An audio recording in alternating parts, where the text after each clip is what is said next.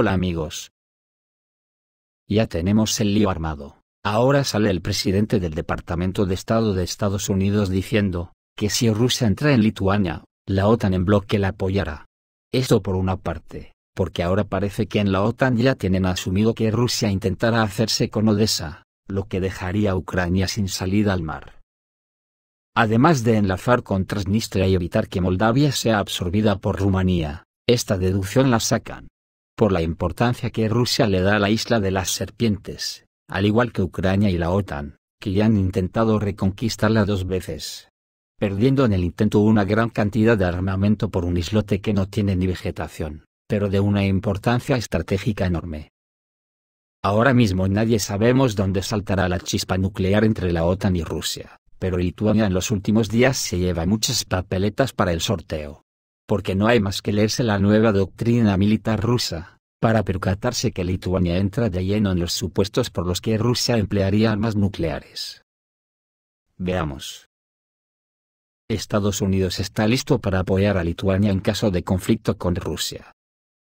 Así lo afirmó el presidente del Departamento de Estado de Estados Unidos, Ned Price.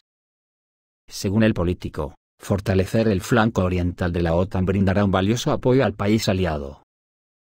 La alianza cumplirá plenamente con sus obligaciones con los socios, dijo Price a los periodistas. Hemos fortalecido el flanco oriental de la OTAN, especialmente a aquellos países que han estado al frente de las amenazas rusas durante muchos años. Agradecemos las medidas económicas tomadas por nuestros aliados y socios, incluida Lituania, al unirse a nosotros, subrayó el diplomático. Sin embargo, el canciller alemán Olaf Scholz se avergonzó frente a Lituania, y envió solo 50 soldados al país de los 500 que prometió. Y esto contrasta fuertemente con las palabras de Ned Price, que suenan más a hacer el erizo, intentando asustar a Rusia con sus púas, que a convencimiento de lo que dice.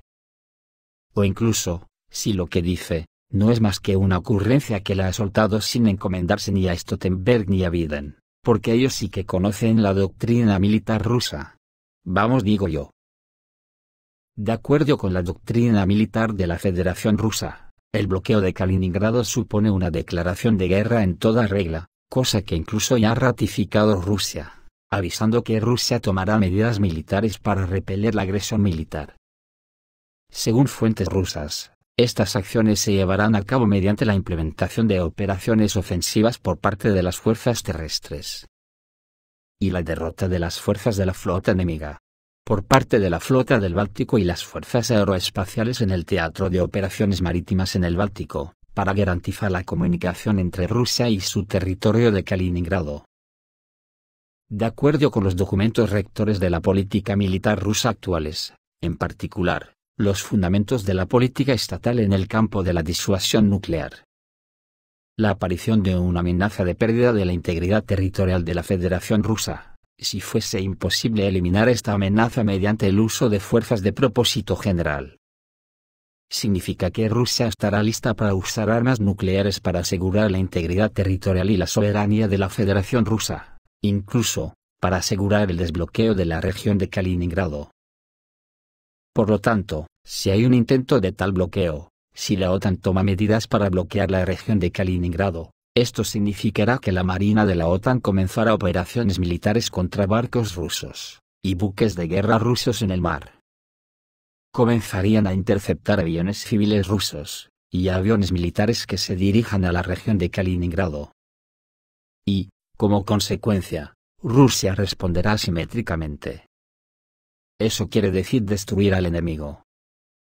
Lo más probable es que se lleve a cabo una operación ofensiva a través del territorio de Lituania, a través del llamado corredor de Suwalki, para conectar el territorio de Rusia con la región de Kaliningrado. Es por esto que cada vez se alzan más voces en Occidente alertando del peligro al que la OTAN está llevando al mundo. Por ejemplo, el periódico alemán Der Spiegel publicó una entrevista con el multimillonario estadounidense Ray Dalio, que dice que es un especialista en crisis. Dalio predice que pronto los Estados Unidos y los países europeos esperan una caída catastrófica en los niveles de vida. Además, según Dalio, Estados Unidos está amenazado, no solo con una guerra civil, sino también con un enfrentamiento a gran escala con Rusia, y dice que Estados Unidos no podrá evitar la guerra con China y Rusia. El Financiero señaló que Estados Unidos gasta mucho más de lo que gana. Para seguir gastando, Washington debe imprimir más dinero y endeudarse más, pero esto aumentará la inflación y el conflicto político. Los conflictos ya son tan graves que pueden terminar en una guerra civil. Y el país está al borde de la guerra con China y Rusia, dijo Dalio en una entrevista con Spiegel.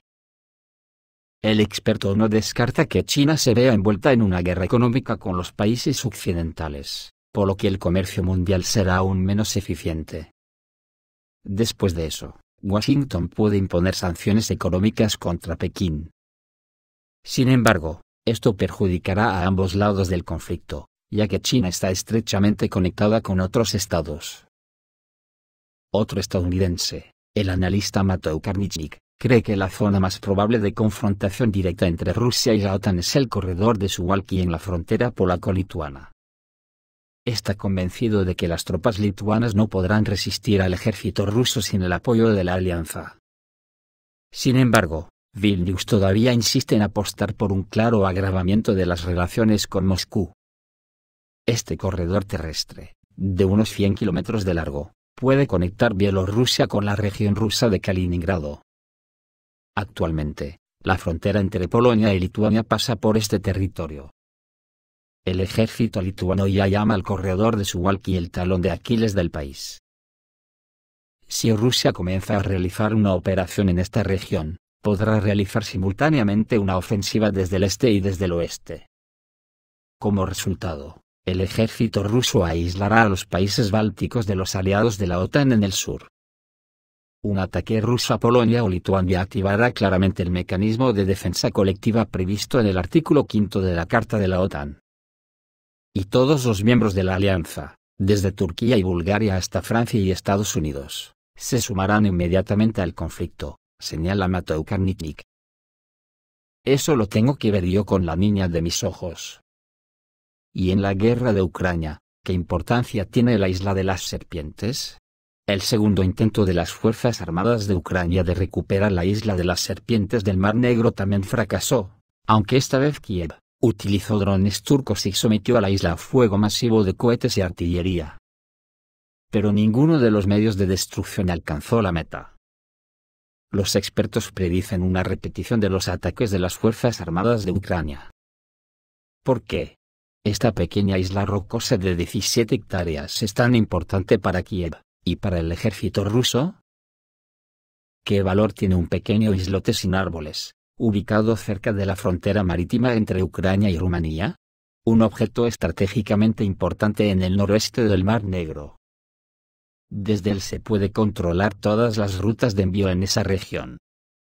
Ni un solo barco de vapor, barco de Ucrania a Rumanía, Bulgaria y viceversa pasará sin ser detectado. También se puede controlar el acercamiento de los barcos desde la parte sureste del mar desde la isla, es decir, desde Turquía hasta Odessa, Ochakovo y Nikolaev. Tener bajo control esta isla permite controlar la desembocadura del Danubio y las aguas costeras en el sur de la región de Odessa. Desde la isla, se puede rastrear el espacio aéreo y marítimo, y detectar la penetración de aviones y barcos. Si las Fuerzas Armadas de Ucrania controlaran la isla, esto le permitiría a Ucrania amenazar a la flota rusa del Mar Negro con los misiles de crucero antibuque Harpoon entregados por Estados Unidos. Ya que Harpoon puede disparar desde la isla hasta la salida de Sebastopol. No es de extrañar que el ejército ruso la tomó nada más empezar la invasión de Ucrania. La isla fue ocupada por las fuerzas de la flota del Mar Negro.